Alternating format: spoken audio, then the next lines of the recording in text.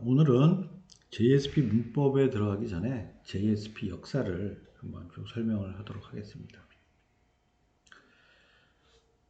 먼저 한 1990년대 정도에 이 인터넷이라고 하는, 즉 우리 각 네트워크들이 있는데, 이 네트워크들이 전 세계적으로 서로 연결이 되는 이런 기술들이 발전을 했습니다.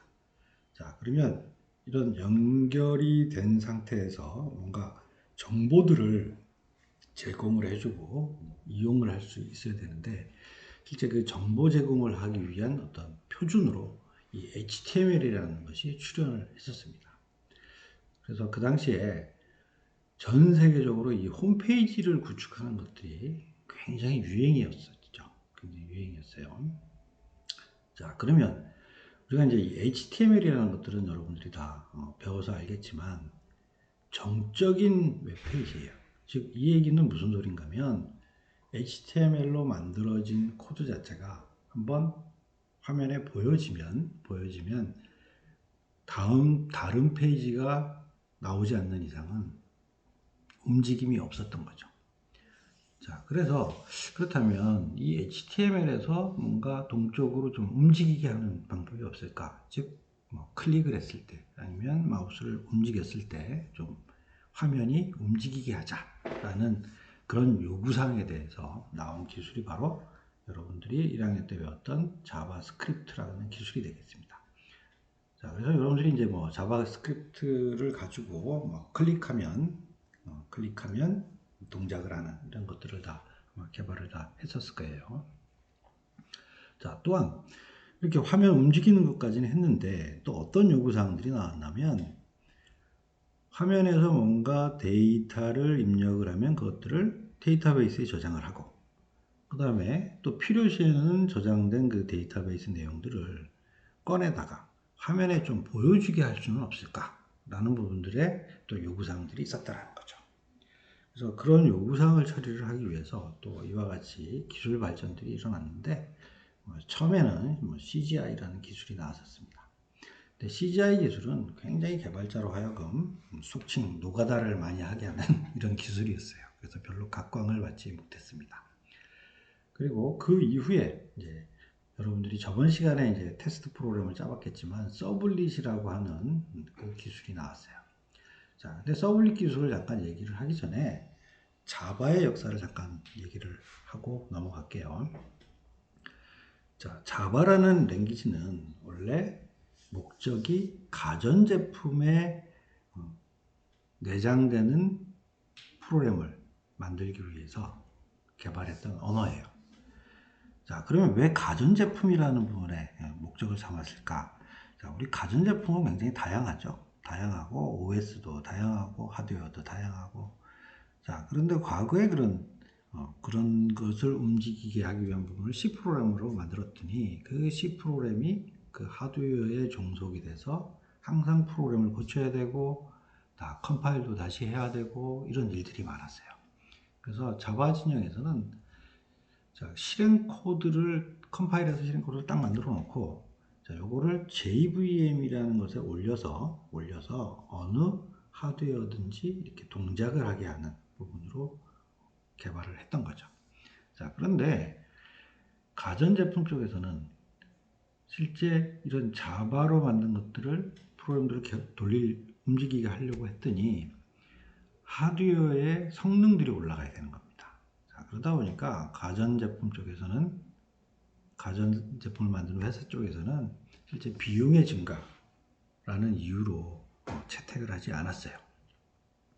자, 이런 상황에서 자바 쪽에서 이제 인터넷이 출현되고 HTML이 딱 나오게 되니까 변신을 합니다. 변신을 해서 화면에 보이는 부분은 애플릿이라는 기술로, 그 다음에 서블릿은 여러분들이 저번 시간에 테스트 프로그램을 짜봐서 알겠지만 실제 자바 프로그램 안에서 실제 데이터베이스하고 연동을 해서 처리도 하고 자바 프로그램으로, 그 다음에 system.out.println이라는 메소드를 통해서 그 HTML도 만들어내고 이런 기술을 제시를 했던 거죠. 자, 그런데 애플릿이라는 기술은 워낙 무거워서, 즉 네트워크 속도도 안 좋은데 실제 얘가 다운로드 돼서 실행을 하게 되는데 너무 무거워서 각광을 받지 못했어요. 그래서 애플릿이라는 기술은 잠깐 나왔다가 사라졌고요. 그 다음에 이 서블릿이라는 기술은 이 앞에 있던 CGI보다는 좀 많이 편해진 것은 사실이지만 개발자로 하여금 속칭 얘기하는 너무 많은 노가다를 만들게 하는 이런 부분에 불만사항들을 이야기를 시켰습니다. 그래서 각광을 받지 못했죠. 자, 그래서 자바 진영이 JSP라는 것을 또 내놓게 되었습니다.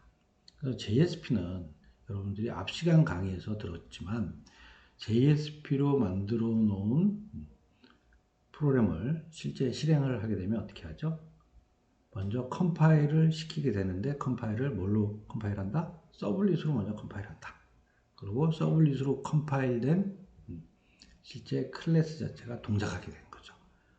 자, 그러니까 여기 있는 서블릿으로 개발할 때 작업량 대비 JSP로 개발할 때 작업량이 훨씬 더 줄었습니다. 자, 그러면 이제 개발자들이 굉장히 쉽게 개발을 할 수 있었죠. 그래서 개발자들한테 각광을 받았습니다. 그래서 외부로 개발을 한다라고 하면 이 JSP로 개발하는 부분들이 거의 대세였던 거죠. 대세요. 자, 그리고 이 당시에 또 데이터베이스를 연동을 하기 위해서는 그 벤더들이 제공해주는 전용 드라이버나 그 다음에 ODBC 드라이버, 자바 진영의 JDBC 드라이버. 자, 이 중에서 JSP는 JDBC 드라이버를 써서 어떤 애니 데이터베이스, 즉 데이터베이스 제품에 상관하지 않고 요 JDBC 드라이버만 연결시키면 우리가 쓸 수 있는 이런 환경도 제공을 해 주었던 것입니다. 자, 그러면 초창기에 만들어졌던 이제 .jsp 파일, .jsp 파일의 내용 자체를 보면 지금 보는 바와 같이 많은 언어들이 마치 스파게티처럼 짬뽕처럼 막 얽혀 있는 거죠.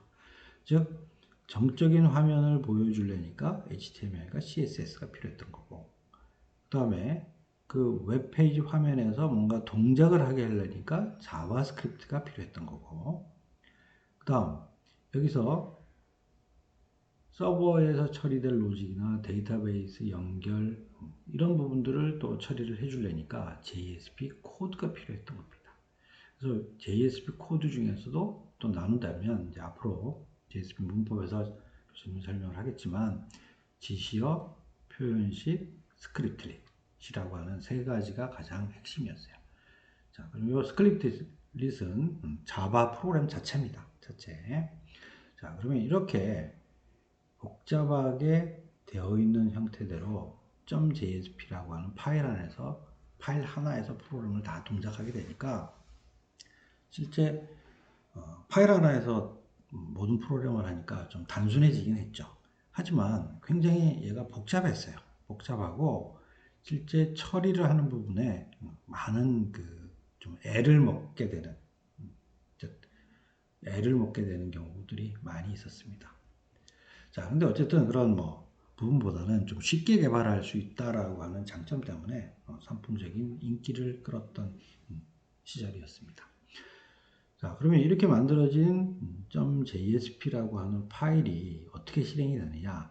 자, 요게 구성 요소들 중에 요 JSP 코드라고 하는 것들이 먼저 서버에서 실행이 됩니다. 실행이 되고 실제 실행된 결과는 결국 요 HTML 형태대로 만들어지겠죠. 결과 자체를 실제 웹브라우저에 다운로드 시켜서 실행을 하게 됨으로써 우리한테 보이게 되는 거예요. 자, 그래서 실제 .jsp에는 나중에 여러분들한테 보여드리겠습니다만 이 JSP 코드라고 하는 것들이 막 눈에 보여요. 근데 실제 실행 결과에 대한 소스를 웹브라우저에서 크롬 같은 웹브라우저에서 소스 보기를 하게 되면 여기 있는 JSP 코드는 하나도 보이지 않습니다. 그리고 전부 다 HTML 형태로 실행 결과가 만들어진 HTML 코드만 눈에 보이게 되는 거죠. 자, 그러면 이런 JSP가 그냥 발전을 하지 않고 그냥 가만히 있느냐? 그렇지는 않습니다. 그래서 그 이후에 많은 또 요구사항에 의해서 발전들이 이루어졌고 현재도 계속 발전을 하고 있어요. 자, 먼저 보면 정적 화면 처리인 부분에 대해서는 지금 HTML, CSS에서 HTML5라고 하는 기술로 발전을 하고 있습니다. 자, 여러분들 지금 이제 UI 시간에, UI UX 수업 시간에도 이 HTML5는 계속 배울 거고요.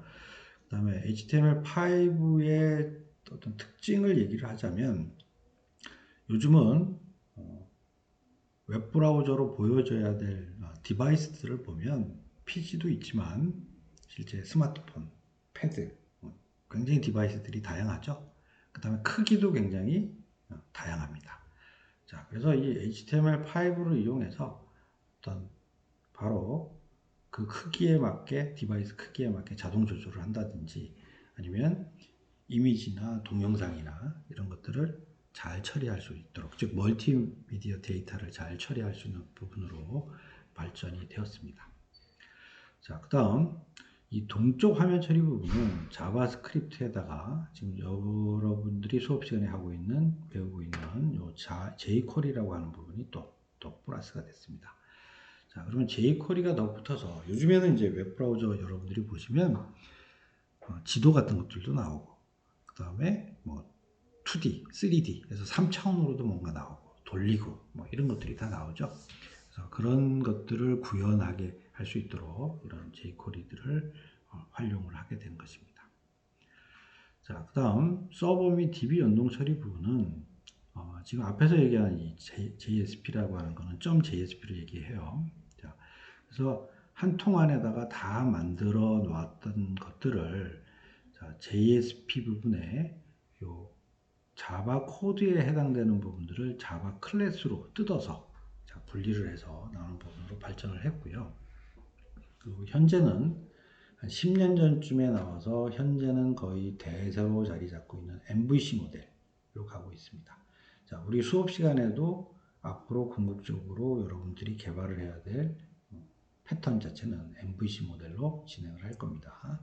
자, MVC 모델을 간단히 설명하자면 모델이고 뷰, 그 다음에 컨트롤러의 약자입니다. 자, 그래서 JSP는 눈에 보이는 뷰 부분을 담당을 하고요. 그 다음에 모델, 즉 서버의 업무 처리와 데이터베이스 처리하는 부분은 자바 클래스가 담당하고 이 중간고리 역할에서 컨트롤 역할하는 것은 서블릿이 담당을 한다라는 얘기입니다. 자, 그럼 간략하게 이렇게 JSP 역사를 한번 설명을 했는데 오늘 설명한 이런 전체적인 내용에 대해서 앞으로 JSP 수업 시간에 진행을 하도록 하겠습니다.